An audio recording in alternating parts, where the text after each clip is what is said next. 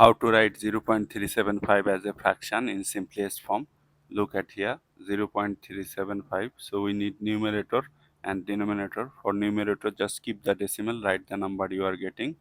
And for denominator, for every digit after decimal you have to consider 10. So we have 3 digit after decimal, write 310, that is each 10 for each digit as a multiplication. Of course, to simplify this fraction you need to divide numerator and denominator by the greatest common factor if you want to simplify this fraction in one step. But if you want to simplify this fraction in multiple step, then you need to divide numerator and denominator by the common factor.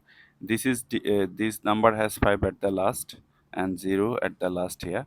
So this is both divisible by 5.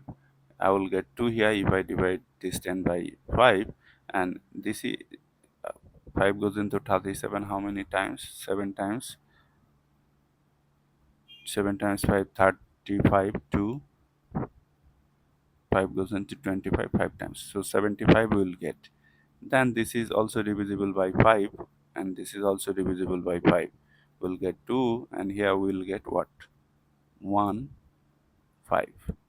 Again, this is divisible by 5, we'll get 3. This is divisible by 5, we'll get 2. So basically we are getting, look at here, 3, 2 times to 4, 4 times to 8.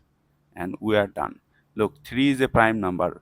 It has two factor, only two factor, 1 and the digit itself. There is no two numbers between 1 and 3 that produce 3 if you multiply. If you get one prime number either in numerator or denominator, you are done. You can think.